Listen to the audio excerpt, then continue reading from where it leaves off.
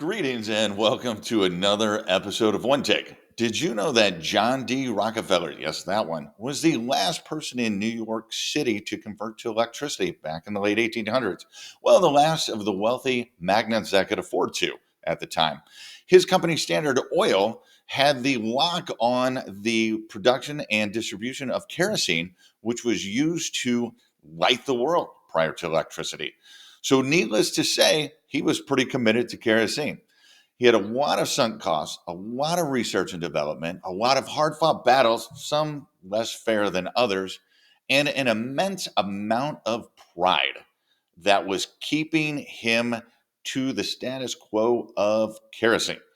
He even attempted to sabotage Thomas Edison, yes, that one's attempts to show the world that electricity was both safe and the future. You could say that John Rockefeller was a stage five status quo clinger. So, why am I telling you this? Well, status quo is a big deal. Somebody asked me recently, they go, "Hey, Jason, what is your biggest competitor? What's your biggest competition?" I said, status quo.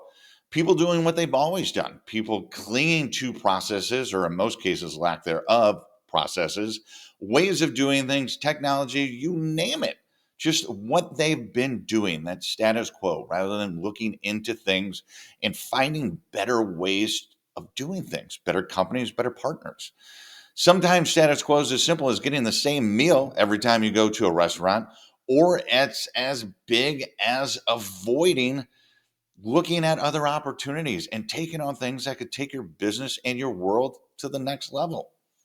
So, a little caveat to, or a little follow up to John's story there at the beginning. Come to find out, when he was looking around and saying, "Hey, how can I be more rich?"